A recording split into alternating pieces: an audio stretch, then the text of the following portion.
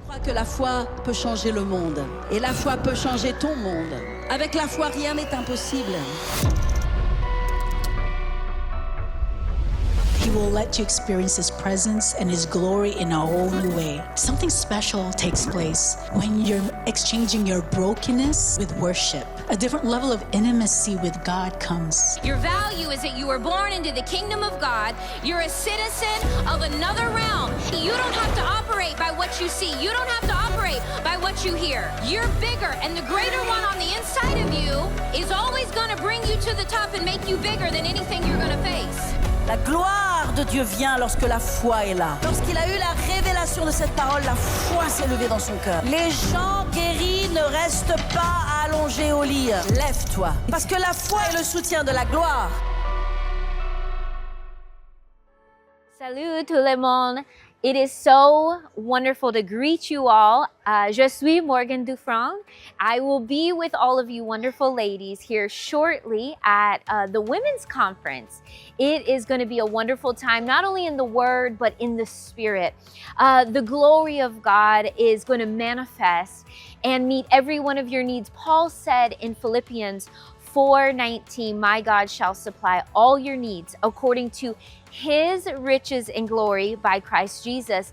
And we see that the glory of God holds answers. It holds all the fulfillment of every need that we have. So what I'm believing for you ladies and for myself, that as we come together, needs will be met, answers will be given. You may have needs for your family, for your finances, for your body, but I tell you, when the glory manifests and when we get into that place with Him, that the Spirit of God is able to move among us, and each one of us receive the answers and have our needs met according not to our thoughts, our minds, what we know, but according to His riches. It's in His riches that everything you need is met. And so I encourage you to come expecting miracles, come expecting your needs to be met, not wondering what will happen, but expecting. And with your faith, making a draw on those things that you need, that God has every answer, the Spirit has every answer for your life. So God bless you, and we will see you in October, coming up here very shortly. Make sure that maybe you need to register, you need to get hotel arrangements, you need to make arrangements for your children, but whatever you have to do, clear your schedule to be with us there at Paris Christian Center. God bless you.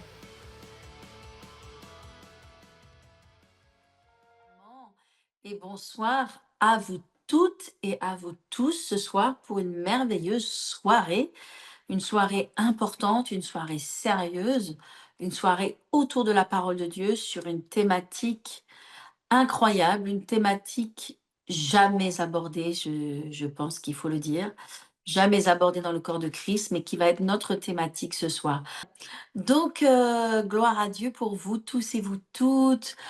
J'espère que vous aviez pu vous connecter. Il y a d'autres personnes sûrement qui vont encore arriver et qui vont se connecter. On va leur donner un petit peu le temps.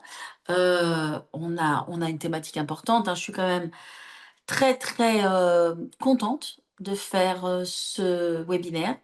En même temps, je sens une lourde responsabilité et je veux bien peser mes mots et parler vraiment dans la vérité, et surtout pas dans ma vérité, mais dans la vérité de la parole et dans le bon sens de Dieu. Donc, c'est ce que nous voulons faire. Alléluia. Donc, mes amis, alors que nous attendons nos bien-aimés, vous avez vu une vidéo à propos de notre conférence des femmes. Et oui, si on a dans notre webinaire une thématique qui est ouverte à tous, mais qui parle de femmes chrétiennes et violence, c'est une thématique donc qui parle des femmes et qui s'adresse à tout le monde. C'est aussi parce que je voulais aborder une question de femmes, alors que nous avons la semaine prochaine, le week-end prochain, donc Ursula va me rappeler, non c'est bon, le 25 et le 26 octobre, nous avons notre conférence des femmes qui arrive. Alléluia. Femmes dans la gloire. Et c'est vraiment cette parole que Dieu m'a donnée. Nous avons fait une conférence de gloire qui a été juste exceptionnel en niveau de puissance et d'onction et de gens qui sont venus vraiment de partout. C'est en juillet à l'Église Paris Centre Chrétien et Dieu avait mis aussi dans mon cœur de faire conférence de femmes dans la gloire. Donc moi, je m'adresse vraiment à toutes les femmes de Paris, de la région parisienne et même de plus loin. Je vous encourage vraiment à être dans cette conférence. On aura le pasteur Morgan Dufresne que vous avez entendu parler il y a quelques instants, mais aussi mon amie extraordinaire, docteur Stéphanie Herzog. Et elle et son mari sont vraiment des ministères de la gloire qui sont juste exceptionnels, des manifestations de gloire. Certains d'entre vous, vous avez peut-être connu Ruth Eflin, qui était, pardon, vraiment une femme que Dieu a utilisée dans la gloire, qui a été vraiment le leader du mouvement de la gloire, avec des manifestations de gloire et de puissance et de guérison juste extraordinaires.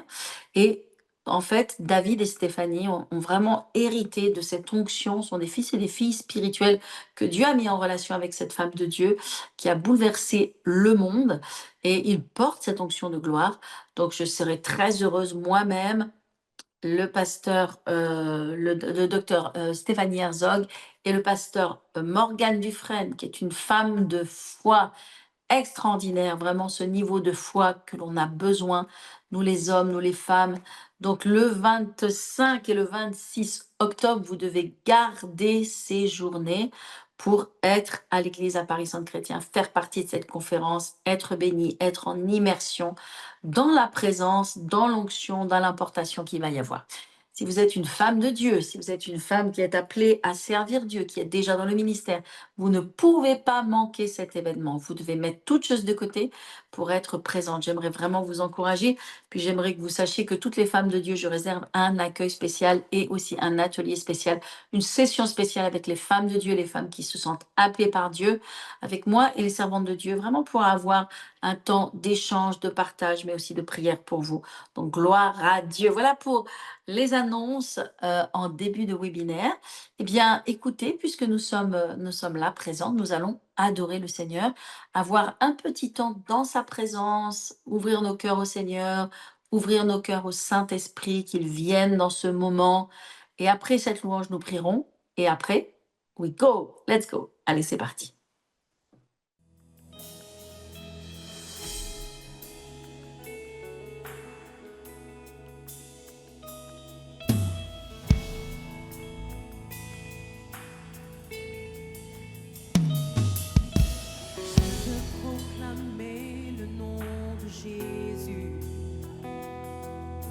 Sur chaque cœur et chaque pensée, car je sais que la paix est dans ta présence, en toi Jésus. Je veux proclamer le nom de Jésus, voir peu à peu les chaînes se briser, déclarer l'espérance et la liberté en toi Jésus. Ton nom est puissant, oui ton nom guérit, ton nom est vie, brise les forteresses, brille dans les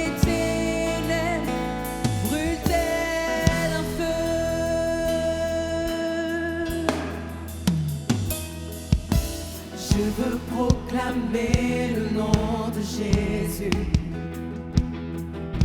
sur la peur et sur toute anxiété, et sur toute âme liée par la dépression. J'invoque Jésus.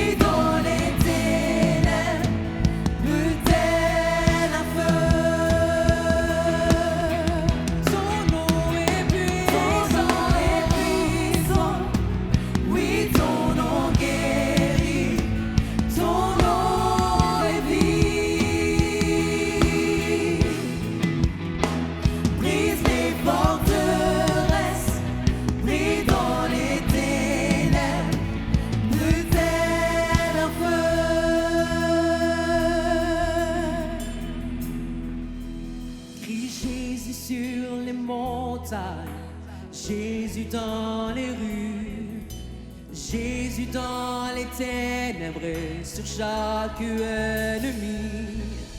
Jésus pour ma famille, je parle de son nom. Jésus. Oh, oh, oh. Jésus sur les montagnes, Jésus dans les rues, Jésus dans les ténèbres, sur chaque ennemi. Jésus pour ma famille, Jésus pour ma famille, je parle de son nom. Jésus. Crie Jésus sur les montagnes, Jésus sur les montagnes, Jésus dans les rues, Jésus dans les ténèbres, sur chaque ennemi. Jésus pour ma famille, je parle de son nom.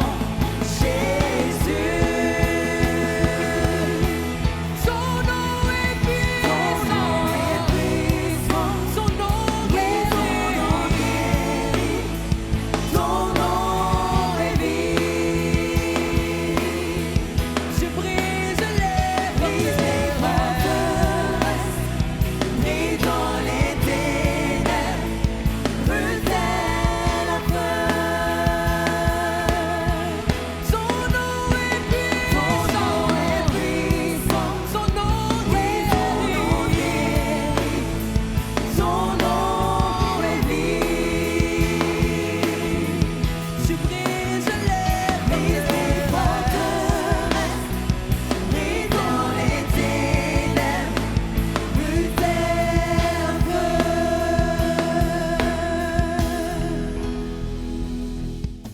Alléluia, gloire à Dieu. C'est si merveilleux de louer le Seigneur, de sentir sa présence. Père éternel, je te remercie pour toutes les personnes assemblées ce soir dans ce webinaire sur cette thématique si importante. Je te remercie, Seigneur, de ce que tu amènes la paix, tu amènes la guérison aussi, Seigneur, tu amènes ta lumière et, Seigneur, tu amènes ta direction. Et nous te remercions de ce que tu es le Seigneur. Et tu es un bon Seigneur. Et tu aimes tes enfants. Et tu prends soin de tes enfants. Et nous te donnons la gloire au nom de Jésus. Amen, amen et amen. La première chose que j'aimerais vous dire, c'est merci. Merci déjà d'être là, d'être présente et présent et de vous intéresser à cette problématique parce que voilà, c'est clair que l'ennemi prospère dans les ténèbres et que moi je dis que je n'ai jamais entendu cette thématique être abordée, mais peut-être que je me trompe parce que ça peut exister dans d'autres milieux que je ne connais pas, mais moi, dans le cercle que je connais de ministère, c'est le cercle d'influence que je connais, qui est le mien, je n'ai jamais entendu parler de cette thématique. Donc, en tout cas, je suis heureuse de l'aborder. Je l'aborde avec je veux l'aborder avec beaucoup de sagesse et aussi en étant pasteur, en fait. Moi, je rencontre des couples, je suis là pour les aider. Je suis pas là pour les détruire, je suis pas là pour les diviser. Je ne fais jamais la promotion du divorce. Ça, c'est clair. En même temps, on peut pas mettre un chapeau sur les problèmes, on peut pas étouffer les problèmes, dire circuler, il y a rien à voir. On peut pas dire, oh bah écoute, prie et puis tout ira bien. On peut pas faire l'autruche sur aucune de ces problématiques, que ce soit la violence, le viol, l'inceste, la pédophilie et toutes ces choses. On peut pas juste répondre avec une simple parole en disant ben, prions. Si quelqu'un veut se suicider, etc., bien sûr que l'on prie, mais on doit aussi agir, on doit intervenir, on doit être dans le naturel et dans le spirituel.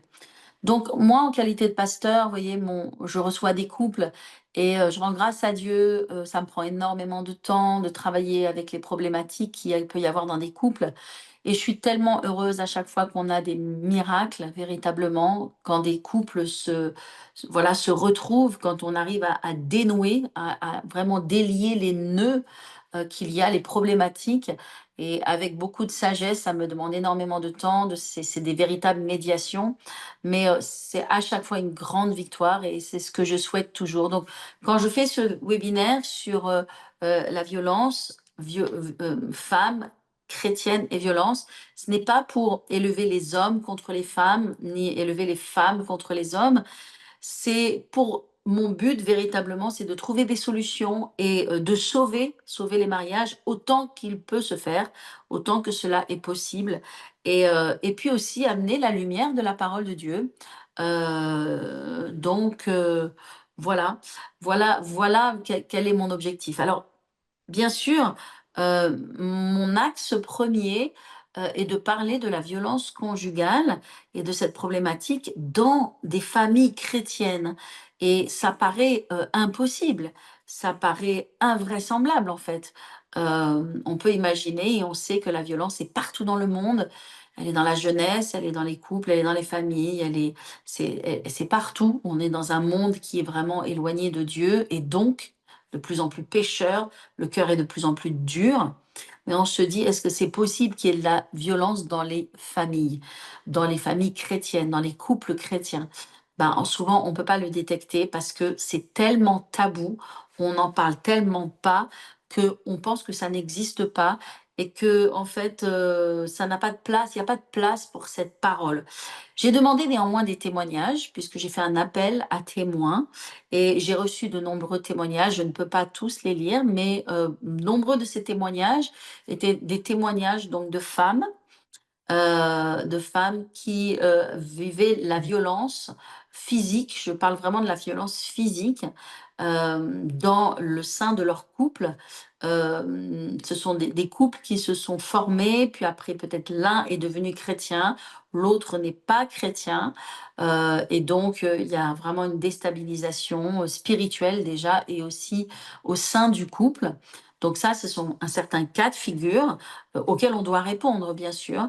Et puis, j'ai eu aussi des témoignages, quelques témoignages aussi de personnes dans le contexte chrétien, mari chrétien, femme chrétien, mariée devant Dieu, etc. Alors moi, je ne connais pas le pourcentage, je ne sais pas combien de foyers sont touchés, de foyers chrétiens sont touchés par cela, mais une chose est sûre, c'est que ça existe, puisque déjà j'ai rencontré des personnes, certaines ont témoigné, d'autres non, et j'aimerais vous lire ces quelques témoignages. Alors, je vais garder l'anonymat, bien sûr. Donc, une première personne qui est une femme qui me dit je fréquente mon église depuis de nombreuses années. J'y ai rencontré mon mari et nous nous sommes mariés. Pour moi, c'était fondamental et non négociable d'épouser un chrétien.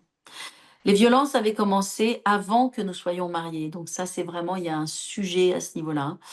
C'était des épisodes isolés où à chaque fois mon mari se confondait en excuses, se montrait désemparé, promettant de ne jamais recommencer. Une fois marié, c'était plus fréquent et plus violent. Enchaînement de coups de poing et de gifles, traînés au sol, bloqués dans des coins pour ne pas échapper aux coups, des hurlements, des cris pour m'intimider, des regards noirs et sombres. À ce moment-là, vous vous dites que vous ne connaissez pas la personne que vous avez devant vous, des bleus sur le corps, cheveux arrachés, nez cassé, meubles et matériel cassés. C'est le prix qu'on paye quand on vit avec une personne qui ne sait pas gérer ses émotions. Souvent, je rentrais à la maison après ma journée de travail, trouvais un homme silencieux, une atmosphère lourde, et je savais qu'un rien pouvait le faire basculer. La moindre de mes mimiques pouvait déclencher une agression verbale, et si je répondais, ça tombait. Un coup de poing dans le mur, une porte claquée, il m'intimidait constamment. Et puis, 2 heures ou 24 heures après, un ange. Et c'est ça le plus dur. Vous ne savez plus qui il est ni qui vous êtes. Ça devenait impossible pour moi d'avoir une intimité avec lui. Ses mains qui me frappaient ne pouvaient pas aussi être ses mains d'amour. Un jour, je me suis dit, là, tu vas mourir à cause de la violence des coups et l'impossibilité de m'en protéger. Je vivais avec la peur de recevoir le coup fatal. Il n'y a pas un jour où je n'ai pas prié pour cela. Quand vous allez à l'église le dimanche ensemble et que vous écoutez la parole ensemble, que vous servez dans l'église ensemble, vous vous dites que Dieu peut changer les choses et que Dieu va faire et vous restez. Vous gardez foi, espoir, confiance, mais le doute vient quand rien ne change et que la violence est toujours là.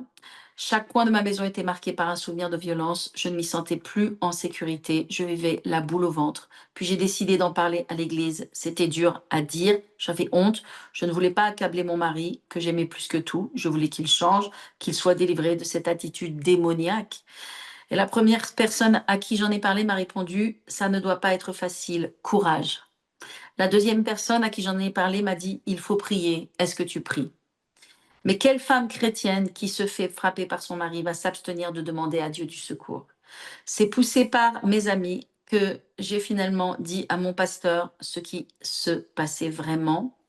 Je ne voulais pas que mon mari soit jugé. Je ne voulais pas que les gens pensent en mal de lui. Je voulais juste que ça s'arrête parce que j'étais épuisée de cacher et de vivre tout ça. C'est pas simple même d'écrire le témoignage, mais aujourd'hui Dieu m'a restaurée. Je n'ai aucune haine contre lui et je n'en veux plus aux personnes qui n'ont pas su m'aider. Donc, cette personne, évidemment, je la connais. C'est une situation qui s'est passée donc au sein de notre église. Et en fait, cette personne n'est plus mariée aujourd'hui parce que, en delà de la violence, il y a eu aussi de nombreuses infidélités. Donc voilà, voilà un cas, voilà une situation. Merci en tout cas pour ce témoignage qui est tellement touchant et tellement poignant, et de se dire que ben oui, ça existe. J'ai un autre témoignage d'une personne que je ne connais pas, donc je ne pense pas que ce soit une personne de mon église, je ne sais pas. Mais cette personne dit, voilà: «Je suis chrétienne et fréquente mon église depuis des années. Heu,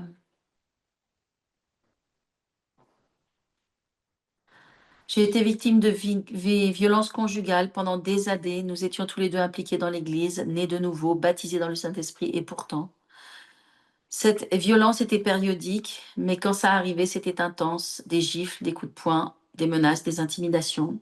À chaque coup, je me disais: «Cette fois, il va te tuer». Puis un dimanche à l'église, on souriait, on servait. J'avais honte de ma situation que j'ai cachée pendant des années parce que j'avais honte et je ne voulais pas exposer mon mari. Quand cela vous arrive, vous pouvez penser que Dieu vous abandonne. Quand j'ai commencé à en parler, on m'a dit: prie pour que ton mari change. Comment pouvait-on imaginer une personne qui peut comprendre ce niveau de violence, le niveau de peur dans lequel une femme battue peut vivre? Mais Dieu est bon, il est grand, et grâce à mes amis, j'ai eu le courage d'en parler à mes pasteurs et j'ai pu être libérée de cette situation, de cette relation. Donc, je ne sais pas exactement ce qui s'est passé dans cette situation, mais voilà, tout cela. Merci pour ces témoignages. Merci aussi pour, donc il y en a de nombreux autres, hein. Hem et il y a de nombreux, et puis aussi il y a des questions, qui ont été posées, et beaucoup de questions qui sont, vraiment, pertinentes, et sur lesquelles, ben, bien sûr, j'aimerais parler. Alors, donnez-moi une seconde, je les ai posées juste à côté, je vais les chercher.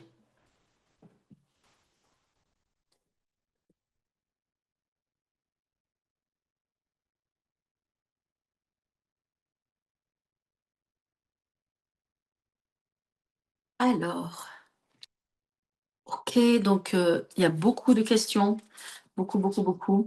Alors, vraiment, ça me touche ces questions, et c'est là que on se doit d'apporter des réponses. Une femme doit-elle subir, alors Janine de Montmagny nous dit: «Une femme doit-elle subir les menaces de son mari? Quel est le niveau de tolérance face à la violence en tant que femme chrétienne?»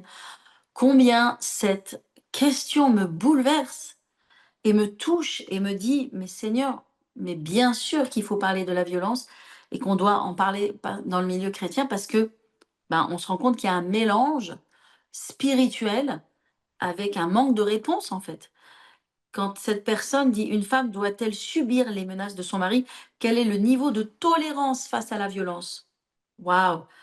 Heu, bon, ben, on va en parler. J'aime cette question de Patrick. C'est pour ça que les hommes ont tout à fait leur place, qui dit: «J'aimerais savoir quelles sont les causes. Quelles sont les causes? Qu'est-ce qui cause cette violence?» Et je trouve que là aussi, c'est vraiment très important, bah, de parler, de cela. Hem, Quelqu'un dit, voilà: «Comment savoir quand une femme est battue? Comment gérer le mari Kate de Écouen nous dit: comment gérer le mari qui n'a jamais appris à gérer ses émotions et pour qui la violence est normale et nécessaire? Mon Dieu! Quel est le rôle de l'Église face aux violences faites aux femmes? Hein, merci Marilyn pour cette question. Antoinette, c'est possible de pardonner, mais ne plus vouloir cette personne dans notre vie. Je parle de violence conjugale. Annie pose la question: comment poser des limites à l'agresseur sans nuire à lui ni à la victime? Myriam du Gard nous dit: j'ai entendu parler de situations de femmes violentées qui n'osent pas divorcer sous la pression de chrétiens ou trop tard car décédées. C'est du lourd là. Hein. Marie-Pierre de Dourdan pose la question: et si on a un mari violent, est-ce qu'il faut le quitter? Laurence pose la question: qu'est-ce qui est acceptable? Jeanne pose la question: pourquoi est-il difficile pour ces femmes de partir? Ginette nous dit: que faire quand une femme subit de la violence verbale et physique de la part de son copain qu'elle apprend à connaître en vue du mariage? J'ai envie tout de suite de dire à Ginette, vous êtes dans ce live, je vous aime, Dieu vous aime. Quand on entend cela, que faire quand une femme subit de la violence verbale et physique de la part de son copain, c'est-à-dire il n'est pas son fiancé, Dieu merci, et il n'est pas encore son mari? Je dis fuir. La réponse c'est fuir. Vous voyez, tout est tellement plus compliqué quand on est marié et quand on a des enfants. On entre dans un cercle et dans un cycle qui est beaucoup plus complexe. Mais quand on a des signes avant-coureurs de violence avant d'être fiancé ou avant d'être marié, et même quand on est fiancé, il faut fuir. Fuir. Et la Bible nous le dit. La Bible dit de fuir l'homme violent. Donc, c'est vraiment le conseil que toutes les mères doivent donner et tous les pères doivent donner à leurs enfants, et tous les pères et les mères spirituels aussi doivent donner à leurs brebis. Donc, il y a beaucoup de choses à dire. Alors, la première chose que j'aimerais dire, au regard de la violence, vous savez, il y a différentes religions. La religion chrétienne, enfin, je n'aime pas dire la religion, je dis la foi chrétienne. On sait que le christianisme, c'est la parole de Dieu. Et le christianisme est unique concernant et différemment de toutes les autres religions et de toutes les autres choses que l'on peut entendre. C'est que dans la foi chrétienne, dans la vie avec Jésus, avec Dieu, Dieu a créé l'homme et la femme égaux et ils ont exactement la même valeur. Amen. La Bible nous dit dans Genèse 1 que Dieu créa l'homme à son image, il le créa à l'image de Dieu, il créa l'homme et la femme. Jamais Dieu met l'un au-dessus de l'autre ou l'un au-dessous de l'autre. L'homme et la femme sont tous les deux créés par Dieu et ensemble, ils portent la gloire de Dieu et l'image de Dieu. Il n'y a aucune hiérarchie de valeurs qui existe dans la création entre l'homme et la femme, bien qu'il y ait des différences. Et on ne peut pas nier les différences. Aujourd'hui, dans notre société, ça vous le savez bien, le non-genrisme et beaucoup de choses qui sont d'actualité veulent nier les différences entre les garçons et les filles, les hommes et les femmes. Mais non, les hommes et les femmes sont différents dans leur rôle, dans leur désir, dans leur instinct, de leur envie de faire certaines choses ou pas, mais ils sont égaux en valeur, en dignité, une égalité parfaite. Et ça, il faut que ce soit très clair. C'est pour ça que toute violence d'une femme sur son mari, parce que c'est vrai qu'il y a une personne qui a émis, qui a dit, qu'en est-il des violences des femmes sur les hommes? Alors, on sait que c'est beaucoup plus mineur, c'est beaucoup moins en chiffres, mais on ne peut pas dire que ça n'existe pas, juste parce que j'ai connu un couple dans notre église qui a quitté notre église, sur lequel nous n'avions absolument pas recommandé le mariage. Et en fait, la femme était une personne, je dirais, dangereuse, violente. Le mari était très fragile. Et je sais que, alors il n'était plus dans notre église, mais il y avait des violences dans leur couple et puis, ça a été un chaos absolu et puis bon, le mari a fini par se suicider. Donc situation très, très triste, mais donc voilà, je ne veux pas non plus ignorer, toutes les formes de violence, mais en tout cas, toute violence contre la femme ou l'homme, mais tout le est une atteinte à l'image de Dieu et à l'égalité entre hommes et femmes. Voilà, ça c'est la première chose, je pense, qu'il faut dire, qu'il faut établir entre les hommes et les femmes. Alors bien sûr, hein, nous voyons que il est écrit dans Éphésiens 5 que, l'homme et la femme se soumettent ensemble au Seigneur et puis il est écrit que l'homme, le mari plutôt, aime sa femme comme Christ a aimé l'Église et puis un petit peu plus loin, il est parlé que la femme se soumette à son mari, honore, respecte son mari. Donc Dieu a donné vraiment il a donné des instructions, il a donné à l'homme qui a cette force physique justement, cette capacité, il lui a ordonné d'aimer, de prendre soin, de chérir et il a donné, ce commandement à la femme, ben, d'honorer, d'élever, d'aimer son mari. Et tout cela n'empêche pas l'égalité. Il y a dans la soumission dont il est parlé, n'est pas une infériorité. Lorsqu'il est dit que la femme se soumette à son mari, c'est qu'elle l'honore, qu'elle le respecte. On n'est pas dans l'islam, si je puis me permettre, où, il y a des textes clairement où l'homme a autorité pour battre sa femme, et il y a différentes choses, je ne veux pas entrer, dans plus de considérations, mais il y a clairement une domination de l'homme sur la femme. Et ça n'existe pas, ça, dans le christianisme. Il n'y a pas de domination. Il ne doit pas y avoir de domination. D'ailleurs, Dieu n'est pas un Dieu de domination. Il ne nous domine pas et il ne permet pas à un être de dominer sur l'autre. Maintenant, les rôles sont différents, les places sont différentes, mais l'égalité est parfaite. C'est pour ça que la violence, c'est une domination. Alors, qu'est-ce que la Bible dit? Parce que certains diront: «Oui, mais Dieu ne permet pas le divorce». Dieu ne permet pas, qu'est-ce que Dieu dit et qu'est-ce que l'on fait, lorsque l'on a des situations de violence? Alors, je veux revenir sur certaines de ces questions pour répondre et après aller dans ce que la parole de Dieu déclare, d'accord? Alors, quand, Janine, nous dit, «Une femme doit-elle subir les menaces de son mari? Quel est le niveau de tolérance face à la violence?» Moi, je veux répondre maintenant tout de suite directement. Il n'y a aucune tolérance à avoir en face à la violence. Heu, Partout dans la Bible, il est écrit et Dieu parle que, la violence est intolérable, que Dieu est l'homme violent, que Dieu est la violence. Et si vous allez dans les psaumes et puis surtout dans les proverbes, et dans de nombreux passages bibliques, il est parlé combien Dieu est la violence et l'homme violent. Donc il y a de nombreux versets à ce sujet. Donc quelle tolérance il doit avoir envers la violence? Bah, à partir du moment où dans un couple et dans un mariage, il y a un acte de violence, il y a véritablement une question à se poser parce que c'est pas rien ce qui s'est passé. Et moi, je pense à, alors, voilà, je pense à tous ces jeunes couples, à ces couples qui se mettent ensemble, qui vivent ensemble et devant le Seigneur, etc.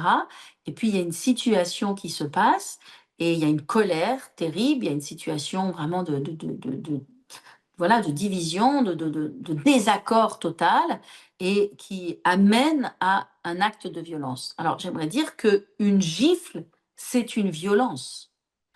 Il ne s'agit pas d'attendre d'être roué de coups avec des coups de poing, des coups de pied pour dire qu'on a vécu une violence. Une gifle, c'est une violence et il n'y a rien qui justifie une gifle, heu une provocation, un mot qui soit malheureux, hein, ne justifie pas une violence. On ne répond pas à une provocation, ou on ne répond pas, même à une infidélité, même s'il y a des choses que le conjoint fait qui sont absolument inacceptables, ça ne justifie pas la violence. S'il y a infidélité, si votre femme, votre conjoint ou votre mari est dans l'infidélité, bah, en fait, la Bible va nous dire qu'en cas d'infidélité, bah, écoutez, il y a une possibilité de dissolution de mariage, puisqu'il y a une infidélité à l'alliance, notamment à l'alliance de la fidélité sexuelle, certes, mais jamais rien ne va justifier la violence. Je dirais ni même la violence sur un enfant, ni même la violence sur un animal. Aucune violence n'est justifiée. La violence ne vient pas de Dieu et n'est pas justifiable. Donc, s'il y a dans un couple une première claque, il y a un problème. Et ce problème, je pense, et là je m'adresse vraiment aux jeunes couples, aux couples dans lesquels il y a peut-être eu un incident, ou peut-être à ceux qui veulent se marier, ou ceux qui sont jeunes mariés, ou qui n'ont jamais parlé de ces problématiques dans le mariage ou avant le mariage. Et je pense d'ailleurs que dans les réunions, les préparations, les formations au mariage, et je veux l'inclure, si c'est pas fait chez nous, et je dois vérifier, le volet de parler et d'aborder la question de la violence, c'est quelque chose qui doit être abordé même déjà avant le mariage pour savoir est-ce qu'il y a eu dans la relation des soucis de violence et voilà comment Dieu, qu'est-ce que Dieu dit à propos de la violence et comment on se positionne par rapport à la violence. Donc je pense qu'il doit y avoir déjà quelque chose qui doit être fait en anticipation pour les couples qui veulent se marier. Maintenant, dans un couple dans lequel une violence vient d'arriver, ben, en fait, sûrement la chose qui se passe, c'est qu'on met un mouchoir dessus et qu'on dit: «OK, alors OK», que on veut mettre un mouchoir dessus et qu'on se dit: «OK, bon ben, j'ai sûrement fait une erreur, je suis allé trop loin, j'aurais pas dû dire cette parole, j'aurais pas dû rentrer si tard, je ne sais pas». Et on met un mouchoir dessus et on se dit: «Bon, ça va pas se repasser» et cetera. Moi, je pense qu'à partir du moment où il y a eu un acte met, en exergue un problème ou une possibilité de problème et il faut traiter à la racine. Vous dites: «Bah, comment est-ce qu'on traite à la racine?» Bah, soit, bien sûr, on en parle ensemble, soit il y a une véritable repentance, soit je crois qu'on est chrétien. On parle là de la violence au sein du foyer chrétien. Donc, si c'est un foyer chrétien, normalement, il y a une église, il y a un pasteur, il y a un leader spirituel. Je pense qu'il y a des choses qui sont suffisamment graves, et c'est pas quelque chose qui m'arrange de dire ça parce que j'ai de nombreuses familles dans mon église et une multitude de personnes, mais néanmoins, je veux être là, moi et mes équipes, pour ces personnes-là. Mais je pense qu'il faut aller consulter une autorité spirituelle et je prie que ce soit une autorité spirituelle qui soit intelligente évidemment pour, heu, pour être aidé. Je pense qu'il faut pas cacher, et que cacher, l'ennemi prospère dans ce qui est caché et que cacher, camoufler, mettre un mouchoir dessus, c'est, ben, risquer que cela se reproduise. Si les choses se reproduisent une deuxième fois, une troisième fois, vous avez véritablement un problème. Et là, il faut prendre les devants, il faut agir, il faut confronter, il faut amener à la lumière, il faut qu'il y ait quelqu'un qui parle, que ce soit une autorité qui parle, pour aider dans un premier temps. Aider, le but, c'est vraiment d'aider, de sauver les mariages, de sauver les couples, de ramener à la raison et d'aider, le conjoint violent à sortir de sa violence. Parce que oui, il y a des possibilités de sortir de la violence et je crois que pour sortir du cycle de la violence, il faut sortir du cycle du silence, de la honte et de ce qui est caché et donc avoir des bons interlocuteurs, des leaders chrétiens, parce que c'est très important de savoir que vous savez, moi, les personnes que je marie, je suis responsable, je me sens responsable des gens que je marie. Alors, il y a des personnes qui se marient, quand bien même, parce que je ne suis pas leader d'une secte, excusez-moi, je ne suis pas un gourou et je donne mon avis aux gens, je donne mon impression spirituelle, mon sentiment, mon conseil aux personnes. Et il y a des personnes qui, quand bien même je les mets en garde, je leur dis de faire attention, etc., qui veulent quand même se marier, qui demandent absolument à se marier, qui veulent se marier, etc. Donc, parfois, ces personnes que l'on conseille sont aussi les personnes que, hélas, on retrouve en rendez-vous. Mais on veut être là pour les gens, on est là pour les gens, je veux être là pour les gens. Et c'est ce que je fais d'ailleurs. Et d'ailleurs, c'est très chronophage, ça me demande énormément de temps, mais bon. Et donc ce que je veux dire, pour arrêter le cycle de la violence, je pense qu'il faut agir rapidement. Il faut, aller voir une autorité spirituelle parce que le conjoint violent doit savoir que dans ce mariage qui a été marié béni par Dieu, par une autorité spirituelle, il y a aussi une responsabilité, et donc je pense que ça permet de mettre un frein et ça aide la personne qui, n'a pas le contrôle sur sa colère et qui a littéralement une faiblesse, ça va aider cette personne à prendre conscience qu'elle a un problème et que on va pas mettre un mouchoir dessus et qu'il va falloir agir, qu'il va falloir traiter le problème. Donc ça, c'est ce que je recommande dans un premier temps et aussi après, eh bien, la personne qui est victime de son caractère, de cette violence, il y a des raisons. Je veux répondre à Patrick aussi, hein, qui a posé la question. Pourquoi? Quelle est la cause de ces choses? Eh bien, cette personne, on va lui demander de faire un travail spirituel et puis c'est bien que ça vienne de la personne parce que c'est d'autant mieux, d'aller chez nous, dans notre église, il y a ce que l'on appelle la rencontre avec Dieu, qui est une journée spéciale, entièrement dédiée à Dieu, dans lequel on va beaucoup aborder le péché, et les choses qui sont cachées, et puis aussi la guérison intérieure, les choses de l'enfance, les choses du passé, la délivrance aussi, le Saint-Esprit. Il y a vraiment tout un travail en profondeur qui est fait durant cette journée et qui est très importante, qui permet à la personne vraiment de se repentir, parce que la repentance, c'est quand même quelque chose de très, très important. Je donne souvent mon exemple. J'ai la chance d'être la maman d'un merveilleux jeune homme qui n'est plus un enfant aujourd'hui. Mais je n'ai jamais été violente, je n'ai jamais été confrontée à la violence moi-même. Voilà, bon. Et puis, pour quelques raisons que je ne peux pas expliquer, mais lorsque mon fils a commencé à apprendre à lire, à écrire au CP et cetera, et je lui faisais répéter ses devoirs, il y avait son cahier, voilà, et je lui faisais apprendre, B à bas, P à pas, et quelque chose d'assez simple somme toute, mais qui c'est pour lui ça passait pas. Et donc, 1/2 heure, 1 heure passe et cetera et au bout d'un moment, je pique une colère et je prends son cahier et je le jette contre le mur. Mais de ma vie, j'ai jamais fait un geste comme ça et j'ai vu dans les yeux de mon fils, je dis souvent, je prends mon exemple, j'ai vu dans les je n'ai pas tapé mon fils, mais j'ai eu un geste de violence. Je n'ai jamais jeté ni d'assiette, ni de couvert, ni j'ai jamais rien jeté de ma vie. Et cette impatience, cette colère qui est montée en moi, que je n'ai pas pu contrôler, horrible, et j'ai jeté et j'ai vu dans les yeux de mon fils la peur. Évidemment, il m'avait jamais vu comme ça et j'ai jamais tapé mon fils et ça m'a tellement brisée quoi, ça m'a tellement bouleversée et je me suis fondue en excuses et j'ai promis, je lui ai dit: «Jamais plus je referai». J'étais tellement désolée et je l'ai refait une deuxième fois.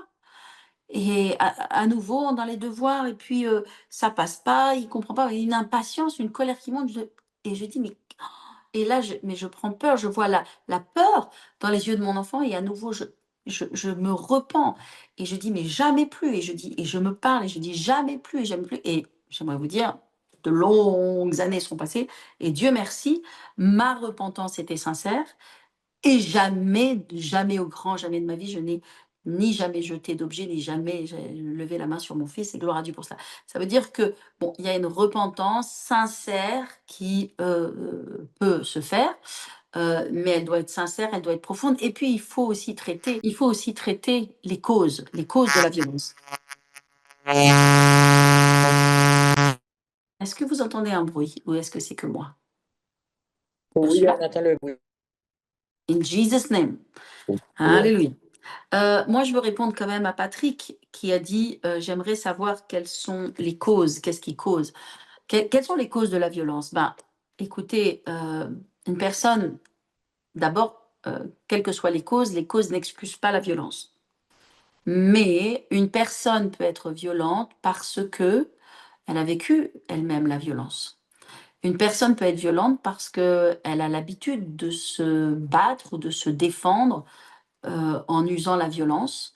Une personne peut être violente parce qu'elle ne sait absolument pas communiquer, n'a pas appris à communiquer et ne sait que communiquer avec ses poings, avec sa violence. Ben non, en fait, c'est pas acceptable. Une personne peut être violente. Alors, il y a d'autres raisons, hein, parce que la violence est aussi un engrenage. Et quand on commence à mettre le pied dedans, ben, en fait, on entre dans cet engrenage. Une personne peut être violente parce qu'elle est mal avec elle-même, c'est-à-dire qu'elle a un complexe d'infériorité. Et imaginez un mari qui qui violente sa femme parce qu'il considère parce qu'il ressent que sa femme lui est supérieure, peut-être dans le raisonnement, ou peut-être supérieure financièrement, ou peut-être supérieure dans un des domaines de la vie, et qu'elle l'intimide en fait, sa force, son équilibre, sa stabilité, le remet en question. Et à cause de cela, ça génère chez lui de la violence. Évidemment, les causes de la violence sont une colère qui n'est pas maîtrisée. Alors, la colère, Jésus en a parlé. Et il a dit clairement, Jésus a dit: «Si tu te mets en colère, ne pêche pas». Ça veut dire que Jésus s'est mis en colère.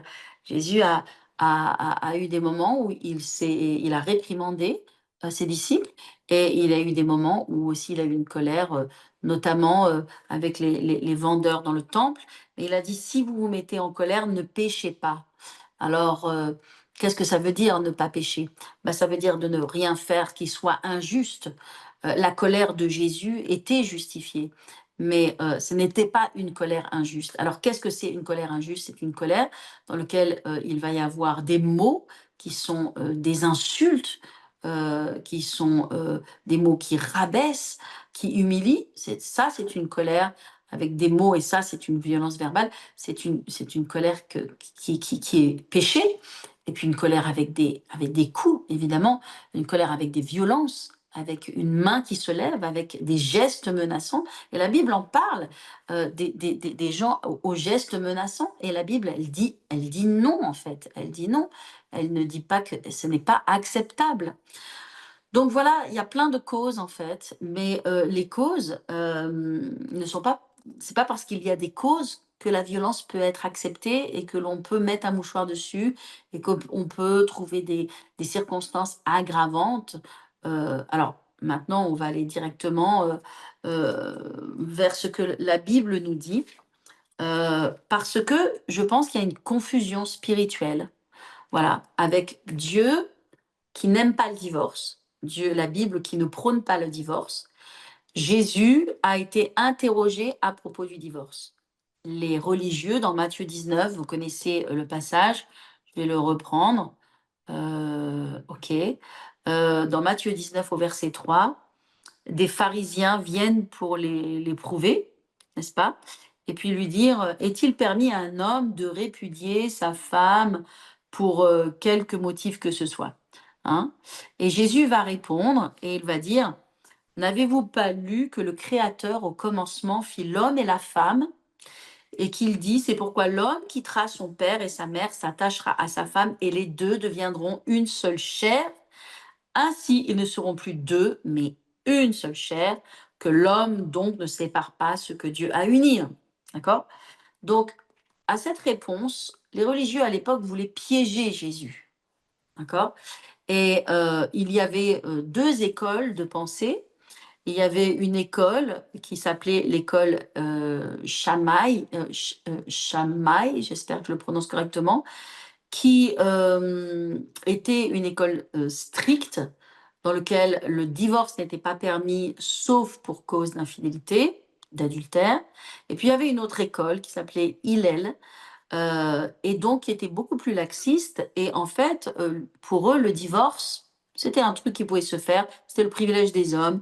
On pouvait divorcer pour toute espèce de cause, même un repas qui était brûlé, une épouse dont on se lasse, allez hop, hop, hop, on divorce. Et les religieux, bah, ils voulaient piéger Jésus sur ce débat. Alors, ce qui est très intéressant, c'est que Jésus ne va pas commencer par aborder le cas du divorce. Il va aborder le plan de Dieu pour le couple, en fait, le plan de Dieu pour le mariage. Il va commencer à remettre le mariage dans le cadre du plan de Dieu. Quand Dieu, il a créé d'abord l'homme et la femme, et puis l'homme quittera son père et sa mère, il s'attachera à sa femme, et les dieux deviendront une seule chair, ils seront unis. Et bien sûr, Jésus a dit que personne ne fait de mal à sa propre chair, n'est-ce pas? On aimera notre prochain comme nous-mêmes. Donc personne n'a jamais hier sa propre chair. Nous nous aimons nous-mêmes, donc nous aimons l'autre comme nous nous aimons nous-mêmes. Et donc ça, c'est le plan de Dieu, que l'homme et la femme soient unis. Et il dit donc que l'homme ne sépare pas ce que Dieu a uni, c'est-à-dire qu'il n'y ait pas des raisons vraiment inconsidérées de briser cette alliance qui est une alliance devant Dieu, qui est une alliance indissoluble. Mais Jésus va aussi reconnaître l'existence du divorce et il va en parler de la cause. Il va dire, mais oui, mais il ne va pas dire que le divorce est impossible, n'est-ce pas? Mais il va dire, le divorce existe et c'est à cause de la dureté de votre cœur que Moïse a permis. Et donc il va dire que, bah, en fait, le divorce vient du péché, bien sûr, et ce péché vient de la dureté du cœur, et la dureté du cœur fait que bah, il n'y a pas de gentillesse, il peut y avoir de la trahison, il peut y avoir de la violence, il peut y avoir voilà, un refus de changement et de repentance qui amène à une rupture inévitable. Le divorce n'est donc pas la volonté de Dieu, mais il est souvent, et hélas, bah, la conséquence du péché de l'homme. Alors maintenant, je veux revenir maintenant à un passage très, très, très important, et c'est sur celui-là que je vais passer le plus de temps, puisqu'on est dans cette problématique du divorce. Et si vous avez vos Bibles, eh bien, vous allez dans Malachie 2,16. Alors, dans Malachie 2,16, on se retrouve un petit peu dans cette même problématique, puisque à l'époque, les gens avaient pris des épouses, donc ils avaient des premiers mariages, et puis ils ont été mélangés avec les peuples infidèles, les gens qui n'adoraient pas Yahweh, qui n'adoraient pas, qui n'avaient pas la même foi et qui n'adoraient pas le même Dieu. Et puis donc ces peuples s'étaient mélangés. Rappelez-vous, au temps d'Esdras, Esdras a dû mettre le holà. Hein, il a dû dire qu'il y avait vraiment des pratiques qui s'étaient passées qui n'étaient pas bonnes et que le peuple devait revenir à Dieu, se repentir. Alors, on est dans cette situation où il y a à l'époque, le mélange avec les païens a fait que certains qui étaient mariés à leur épouse ont choisi de divorcer pour épouser des femmes plus jeunes et des femmes de païens. Donc, si on regarde un petit peu plus, le verset qui m'intéresse, c'est Malachie 2,16. Mais si on regarde le contexte, à partir du verset 14, il est écrit « Et vous dites pourquoi ?» Alors, il va dire au verset 13, voici encore ce que vous faites, vous couvrez de larmes l'autel de l'Éternel, de pleurs, de gémissements, en sorte qu'il n'y a plus égard aux offrandes et qu'il ne peut plus rien agréer de vos mains. C'est-à-dire, les gens pleurent, ils supplient, ça va pas, il y a des problèmes, il y a des problèmes financiers, il y a toute espèce de choses. Voilà, ils supplient Dieu. Et Dieu dit, et vous dites, mais pourquoi? Pourquoi il n'y a pas de réponse? Pourquoi il n'y a pas Dieu ne répond pas? Et puis, il va dire, parce que l'Éternel a été témoin entre toi et la femme de ta jeunesse, à laquelle tu es infidèle, et bien qu'elle soit ta compagne et la femme de ton alliance. Donc, il est en train d'adresser ce problème, que Dieu est témoin de divorce inconsidéré pour aller épouser plus jeune, pour faire... C'est ce qui se passait à l'époque. Nul n'a fait cela avec un reste de bon sens. Vous voyez? Nul ne fait ces choses avec du bon sens. Un seul l'a fait. Et pourquoi? Parce qu'il cherchait la postérité que Dieu lui avait promise. Prenez donc garde en votre esprit et qu'aucun ne soit infidèle à la femme de sa jeunesse. D'accord? Donc en fait, on voit que Dieu vraiment est protecteur du mariage. Il est protecteur voilà, par rapport au divorce inconsidéré pour des motifs qui ne sont pas des motifs valables. D'accord? Et donc, maintenant, on arrive à notre verset 16, qui est le verset le plus important que je vais vous partager ce soir. Car je hais la répudiation, dit l'Éternel, le Dieu d'Israël. Donc, je hais le divorce, je hais le fait de répudier, n'est-ce pas? Alors, ça, on connaît tous ce verset. C'est véritablement ce verset qui est utilisé pour en cas lorsqu'il y a des situations où des personnes divorcent, où les gens sont jugés parce qu'ils ont divorcé, etc. Oui, mais Dieu dit dans Malachie 2,16, oui, mais Dieu est la répudiation, il est le divorce. Bah oui, Dieu est le divorce, il est que la cellule familiale soit brisée et toutes ces choses. Mais le problème, c'est que on ne lit pas le verset dans son intégralité. Or, il faut lire tout le verset et pas simplement la moitié du verset. Donc il dit, car je hais la répudiation, dit l'Éternel, le Dieu d'Israël, et celui qui couvre de violence son vêtement. Ah, donc là, on est en train de parler de quelque chose, là, les amis. Hein. Il dit, je hais la répudiation, donc Dieu hait, voilà, le divorce. Et aussi, il dit, celui qui couvre de violence son vêtement. Donc là, Dieu est en train, clairement, de parler de la violence, et notamment de la violence conjugale. Et j'ai quand même fait la recherche d'aller voir dans les différentes versions de la Bible. Donc, là, je viens de vous lire la version Louis II. Si vous regardez dans la Second 21, il est écrit: car je déteste la répudiation, dit l'Éternel, le Dieu d'Israël, tout comme celui qui agit avec violence envers sa femme. Voyez, dit l'Éternel, le Maître de l'univers, prenez donc garde à votre esprit et ne soyez pas infidèles. Waouh! Donc ici, Dieu met sur le même plan la répudiation, il est la répudiation et la violence conjugale. Donc Dieu n'accepte absolument pas la violence conjugale. C'est un non-non, c'est un no-no. Bible le semeur. Car je déteste le divorce, dit l'Éternel, le Dieu d'Israël, tout comme celui qui couvre de violence son vêtement. Alors c'est très intéressant quand vous allez sur le mot, dans la racine de ce mot, couvrir de violence son vêtement, ben en fait, c'est le mot salir, c'est le mot souiller. Dans la racine, en fait, couvrir son vêtement, c'est se salir, c'est se souiller par la violence domestique, par la violence qu'il peut y avoir dans le foyer. Dieu appelle cela une salissure. Dieu appelle ça se souiller. Donc vraiment, il considère que c'est péché. Je pense que c'est intéressant. Je ne sais pas si vous avez jamais entendu ça de vos vies. Moi, je n'avais jamais entendu, mais j'ai voulu vraiment passer un peu de temps à étudier et puis partager aussi certaines choses que je savais déjà de toute façon. Donc, dans la nouvelle Bible seconde, donc il n'y a pas de différence. Je vais vous le dire dans la Bible Parole de vie, qui est merveilleuse, cette Bible aussi. Je déteste le divorce, dit le Seigneur, le Dieu d'Israël. Je déteste aussi celui qui agit avec violence envers sa femme. Waouh, dit le Seigneur de l'univers. Donc c'est très clair. Dieu déteste la violence conjugale. Il déteste la violence dans le sein du foyer. Amen. Donc, mes amis, c'est quand même très clair. C'est quand même très clair. Et je pense que si ce sujet était plus prêché dans les églises, peut-être il y aurait moins de problèmes. Et je me le dis à moi-même. Du coup, je fais ce webinaire et puis peut-être que il faudra aussi le partager plus publiquement encore. Là, on est encore dans un vase, dans un voilà assez restreint, mais donc évidemment, aucun des conjoints, ni le mari ni la femme, est appelé à dominer. Le mari, particulièrement le mari, est appelé à aimer, d'accord? Et ne pas dominer. La violence est une domination. Évidemment, la violence induit la peur. Et la Bible dit que l'amour parfait bannit la crainte. Ça veut dire qu'à partir du moment où la peur est entrée, on ne peut pas aimer comme on devrait aimer, puisque la peur est entrée. Et l'amour parfait bannit la crainte. L'amour parfait ne peut pas être là où il y a la crainte. Pour qu'il y ait l'amour parfait, il ne peut pas y avoir la crainte, il doit y avoir... Pardon pour mon toutou qui... Vittorio, excusez-moi.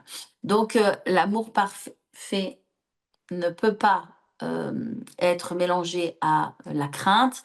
Là où il y a la crainte, eh bien, il y a une limitation. Et là, il faut évidemment vraiment un travail profond qui se fasse. Il faut de la repentance, parce qu'on ne peut pas vivre comme ces témoignages terribles qui parlent de vivre vraiment dans la peur, dans la crainte.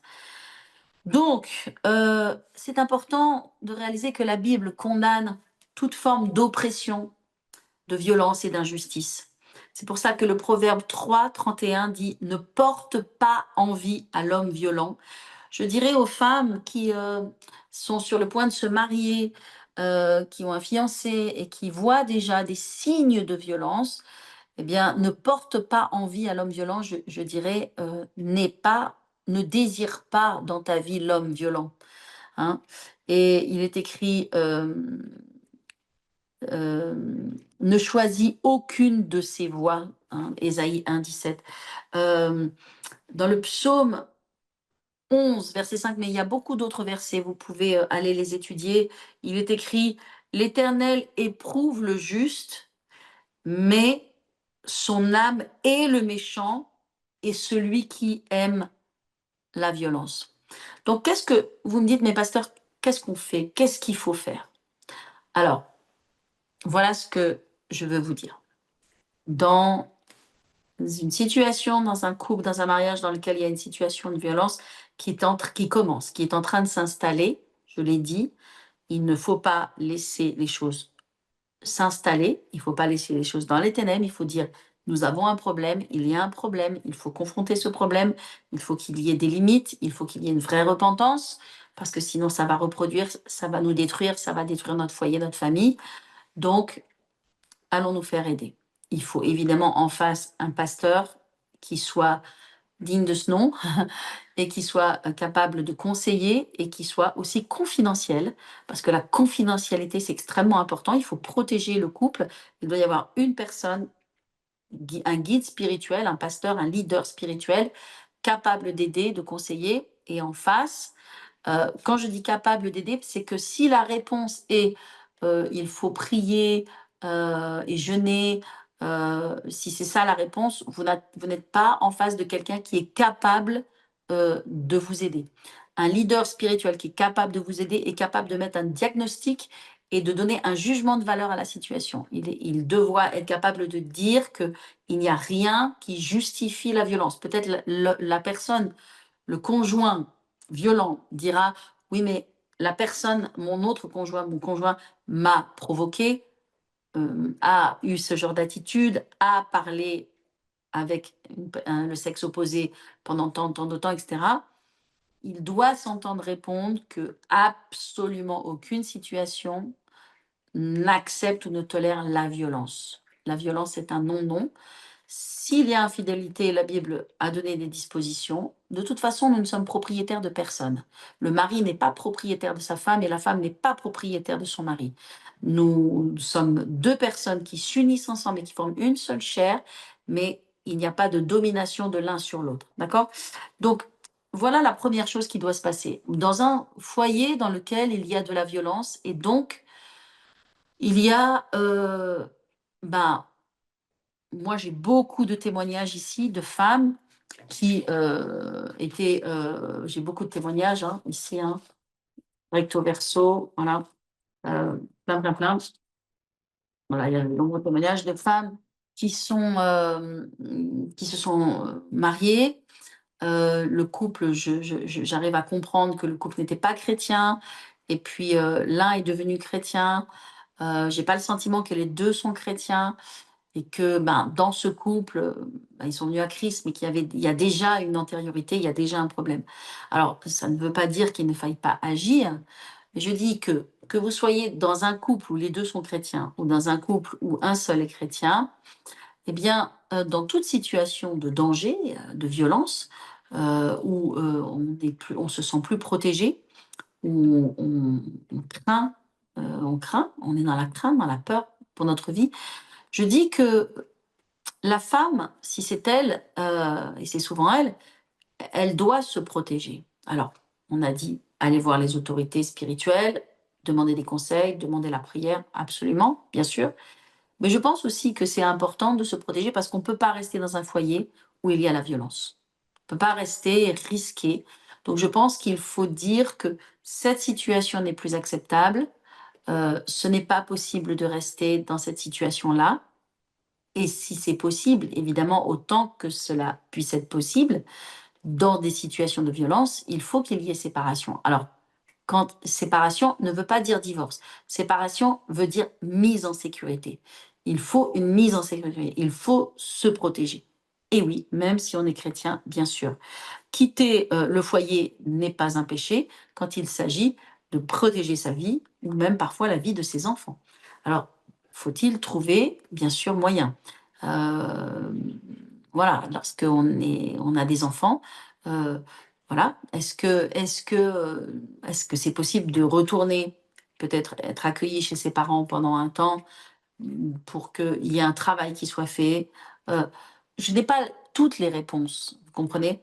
Mais ce que je ne peux pas dire en tant que pasteur, je ne peux pas dire fermons les yeux, mettons un mouchoir, prions et que tout aille bien. Je dis non, je dis qu'on peut être responsable de choses terribles.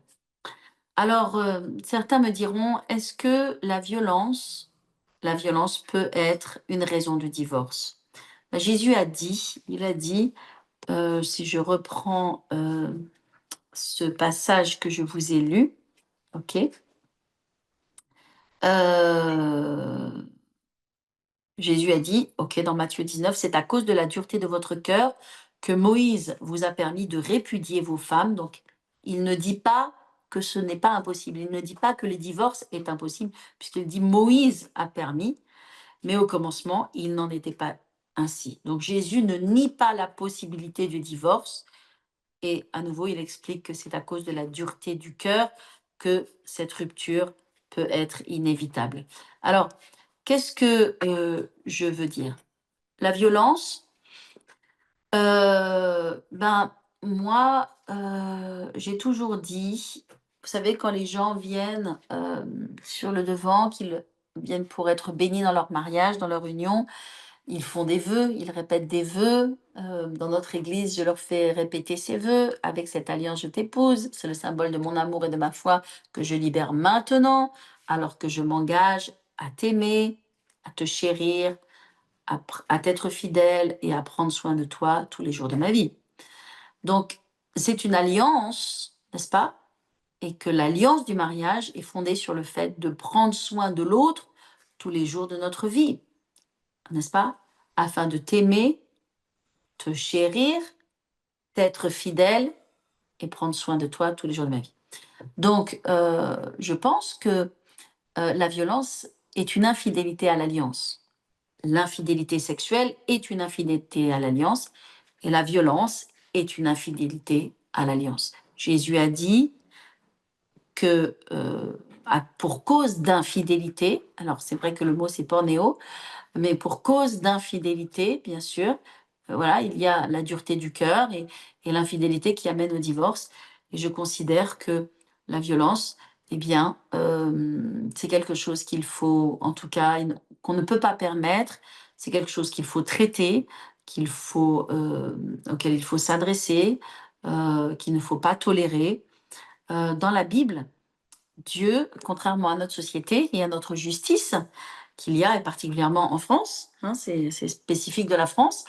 En tout cas, dans la Bible, Dieu ne protège pas les agresseurs, Dieu protège les victimes.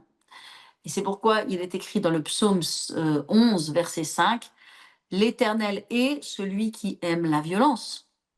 Donc Dieu dit qu'il n'est pas en accord, il n'est pas favorable à celui qui aime la violence, il est très clair. Dans Ésaïe 1, 17, il est écrit « Défendez l'opprimé, faites droit à la veuve ». Dieu ne te demande pas d'accepter, de supporter des coups ou des menaces par amour pour Jésus, par spiritualité, afin de racheter le monde, afin de... Non, Dieu ne demande pas cela. Par contre, il faut faire ce que l'on peut, il faut faire son maximum pour guérir la situation, pour amener des solutions. Et si véritablement, eh bien, il n'y a pas de changement, bah, en fait, le mariage n'est pas supportable. Et on ne peut pas accepter qu'il y ait du danger et une mise en danger dans le cadre du mariage. Donc l'Église est censé être un lieu de refuge, n'est-ce pas? Est un lieu de soutien, mais pas un lieu de silence, où les choses sont minimisées ou cachées. L'Église, elle est là pour encourager, pour aider, pour soutenir, pour donner des solutions, des clés, pour aider les gens à sortir, à être délivrés, à être guéris, n'est-ce pas? Mais aussi, l'Église ne peut pas cacher et elle doit dire clairement, comme Éphésiens 5, 11 nous dit, dénoncer les œuvres infructueuses des ténèbres. Ça ne veut pas dire qu'on va sur l'estrade, qu'on prend le micro et qu'on dit un tel, bah voilà, il commet ceci, elle commet cela. Non, mais au moins, en tout cas, il faut être clair dans nos paroles, il faut dénoncer les œuvres infructueuses des ténèbres.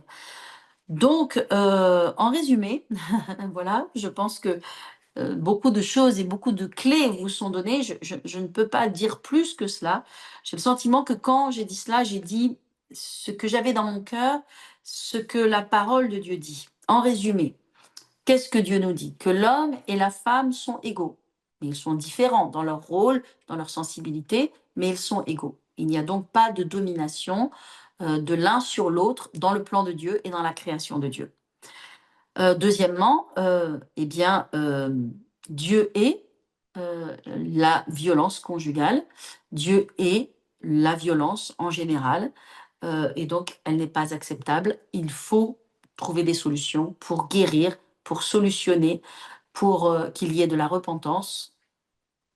Sinon, le mariage ne peut pas tenir dans la violence. La Bible nous dit, troisièmement, Dieu demande au mari d'aimer sa femme et de protéger sa femme, et non le contraire. Dieu protège les opprimés, et une chose est sûre, c'est que Dieu guérit les cœurs brisés. Amen. Le cœur de Dieu, c'est de guérir, et il est là pour guérir l'un et l'autre aussi, de toutes les blessures, les violences, de tous les traumatismes qui ont suscité cette violence ou qui ont suscité le fait de subir cette violence. Donc voilà, j'espère que, je ne veux pas être trop longue, mais j'espère que j'ai pu apporter des réponses, avoir une réponse qui est somme toute claire et sans ambiguïté, je pense, parce que je pense que la parole de Dieu est claire et sans ambiguïté et que nous, les leaders spirituels et chrétiens, bah, on est là pour aider les gens et les sortir de ces impasses terribles. Et quand on gagne et qu'on réussit à sauver des couples et des mariages, ben, on est vraiment tellement heureux de pouvoir le faire. Donc voilà. Je veux prier, mes amis. Je veux prier avec vous tous et vous toutes, parce que si vous êtes là, les uns les autres, ben, c'est que quelque part, vous vous êtes sentis concernés, peut-être un membre de votre famille, vous-même. J'aimerais avoir vos commentaires. Je ne sais pas, Ursula, s'il y a quelque part où je pourrais avoir des commentaires et même des expériences. Je me demande si ce ne serait pas utile aussi de créer soit un petit e-book pour remettre sur papier, qui est un support avec les versets, etc., qui aborde officiellement ce sujet pour quiconque, hein, voilà, homme ou femme, dans le cadre de la violence. Peut-être même un petit livre, un e-book déjà, un petit livre. Donc j'aimerais bien savoir ce que vous en pensez. Et puis si Ursula, elle a son micro, elle peut nous parler. Ou est-ce que si les personnes peuvent... J'aimerais avoir vos témoignages, même de façon anonyme. De toute façon, si je mets un témoignage dans mon livret, ce sera absolument anonyme. Bien sûr, jamais je ne mettrai le nom d'une personne. Mais c'est important d'être enrichi et de savoir ce qui se passe, parce que, à nouveau, nous sommes en train de parler d'un tabou, de quelque chose qui est tabou, il me semble, dans le corps de Christ. Voilà, ou si ça a été adressé, c'est quand même vraiment très, très rare. Et Dieu merci pour ceux ou celles qui ont eu le courage d'adresser. Voilà. Donc, j'aimerais, Ursula? Oui. Alors, pour cela, pour, pouvoir récolter les commentaires et les témoignages, ce que nous allons faire, c'est que déjà, il y a eu le formulaire, de témoignages anonymes qui avait été envoyé. Donc dans le replay, on va vous remettre, ce formulaire et aussi un autre pour les commentaires. Comme ça, vous pourrez, répondre, en fait, au mail que Pasteur vous a envoyé, donc sur l'adresse mail qui sera communiquée et nous pourrons, en fait, récolter les témoignages et vos commentaires par rapport à ce webinaire. Super, super. Faites, je vous en prie. Et puis dites-moi dans vos témoignages aussi si vous avez vécu ces choses, si vous avez réussi à vous en sortir ou si vous avez été obligé de vous séparer. Euh, si l'Église ne vous a pas aidé, tout ça c'est important de l'entendre. Et aussi si ce webinaire vous a aidé, si ça vous donne des clés. Et ça me ferait plaisir de savoir si ça vous bénit. Donc, gloire à Dieu, alléluia. Je prie que vous soyez vraiment fortifiés. Je veux prier, bien sûr, et puis vous parler, vous rappeler deux, trois petites choses avant de vous quitter. Alors, Père Céleste, vraiment, je prie pour toutes ces merveilleuses personnes qui sont dans ce webinaire, qui vont et aussi qui vont écouter et suivre le replay. Seigneur, je veux remettre vraiment toutes ces personnes entre tes mains. Seigneur, toutes les personnes qui ont subi, qui ont été victimes, toutes les personnes qui se trouvent encore dans des foyers dans lesquels il y a ces problématiques. Seigneur, je prie vraiment toute la sagesse de Dieu. Je prie vraiment toute ta protection. Seigneur, je prie vraiment qu'il y ait des clés qui viennent, Seigneur, et des solutions. Merci, Père, pour la vérité, Seigneur, et la lumière, et que celui ou celle qui est dans la violence soit libéré. Il y ait vraiment un apprentissage de la gestion de la colère et qu'il y ait vraiment des mariages qui soient sauvés. Je prie au nom de Jésus. Et je prie vraiment que ta paix soit dans les cœurs et la direction de Dieu en toutes choses et que nous, l'Église, nous soyons capables de venir en aide, Seigneur, de ces couples chrétiens où l'un est chrétien ou pas et l'autre pas, mais qui est vraiment, vraiment une aide. Merci Seigneur, dans le nom de Jésus. Amen. Amen, amen, amen. Lorsque je suis en train de prier, je suis en train de réaliser qu'il y a une chose importante que j'ai oublié de dire, c'est que lorsque on veut enclencher un processus pour sauver son mariage et que j'ai dit quelles sont les solutions, j'ai dit en parler, prier, bien sûr, travail de repentance, etc. Mais j'ai oublié de dire une chose, c'est que il faut travailler sur la gestion de la colère. Et il y a dans le monde peut-être des solutions. Je n'ai jamais, je n'ai jamais été confrontée directement, mais je sais que on peut se faire aider dans le monde au travers d'aides pour la gestion de la colère, se faire aider. Mais je crois aussi que l'Église doit pouvoir donner vraiment des enseignements et des formations pour savoir gérer la colère. Et moi, il y a longtemps de cela, il y avait un couple qui avait témoigné. C'était un couple qui était très âgé, mais qui avait eu vraiment des problématiques de colère au début de leur mariage. Et cet homme qui était merveilleux avait enseigné, j'ai jamais oublié cela, il y a très longtemps de cela et j'ai jamais oublié, il avait enseigné il avait appris à gérer sa colère et il avait appris que lorsque la colère montait, bah, il avait son chapeau et son imperméable qui était là à côté de la porte. Eh bien, lorsqu'il sentait la colère monter, il mettait son chapeau, il prenait son par-dessus et il allait marcher. Et il ne rentrait pas chez lui tant qu'il ne sentait pas que la colère avait baissé et que la colère était tombée. Et donc, je pense que voilà, il faut qu'on enseigne aussi aux gens qui ont ces problématiques de colère et pas simplement la colère dans le foyer, parce qu'il y a aussi la colère sur les enfants, il y a aussi la violence sur les enfants. Et il est hors de question aussi de violenter un enfant et de corriger un enfant dans la colère et dans la violence. Ça aussi, c'est une problématique. Donc, il faut d'abord gérer sa colère pour adresser après et pouvoir discuter et entrer dans la communication avec son conjoint ou avec son enfant. Donc voilà, voilà. Alors, gloire à Dieu. Amen, amen. J'espère que vous avez été aidés. Je veux terminer en vous disant que notre conférence des femmes, c'est la semaine prochaine, 25 et 26. Alléluia. Ok, j'aurai la joie de vous retrouver. Je vous invite vraiment à venir nombreuses, invitez vos bien-aimés, femmes dans la gloire. Et ça va être vraiment un week-end de gloire, samedi 25, dimanche 26. Gloire à Dieu. Venez, venez les femmes, venez en nombre. Vous allez être bénies, fortifiées, encouragées. Vraiment un message de foi, une puissance de gloire. Vous allez être surprise de ce que Dieu va faire. Gloire à Dieu. Venez nombreuses les amis. Il y a une participation symbolique. Ne soyez pas arrêtés par cela. Ça nous permet donc de prendre les inscriptions et de réserver les places. Mais soyez là, vous allez être richement bénis. Je vous souhaite vraiment une excellente fin de soirée et je vous dis à très bientôt. J'attends vos commentaires et que Dieu vous bénisse. Merci Ursula, merci à la technique. Soyez bénis et soyez bénis vous tous. With all the turmoil happening in France and all over the world, do you feel overwhelmed? Maybe you're asking, what can I do with all the darkness increasing all around me? This is Dr. Stephanie Herzog, and I'm here to tell you, you're not alone. God is with us during this time, and there's no reason to fear. In fact, be of good courage. Our Heavenly Father did not leave us alone to figure things out ourselves. As the battle ahead rages, God, His glory, He's pouring out like never before, and the light of His glory is shining brighter and stronger and dispels all the forces of darkness.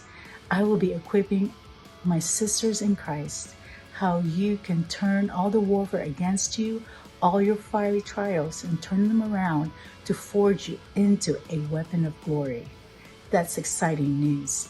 You want to be that weapon of glory in the end times where you won't just be surviving, you'll be thriving, where you become a force to be reckoned with. So I personally invite you to come join me on October 25th through 26th at the Women of Glory Conference in Paris, France, where you will be transformed, equipped, and activated in the glory. See you there.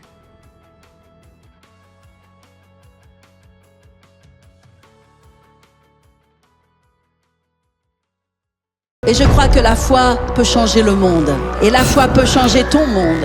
Avec la foi, rien n'est impossible. He will let you experience His presence and His glory in a whole new way. Something special takes place when you're exchanging your brokenness with worship. A different level of intimacy with God comes. Your value is that you were born into the kingdom of God. You're a citizen of another realm. You don't have to operate by what you see. You don't have to operate by what you hear. You're bigger, and the greater one on the inside of you is always going to bring you to the top and make you bigger than anything you're going to face. La gloire de Dieu vient lorsque la foi est là. Lorsqu'il a eu la révélation de cette parole, la foi s'est levée dans son cœur. Les gens guéris ne restent pas allongés au lit. Lève-toi. Parce que la foi est le soutien de la gloire.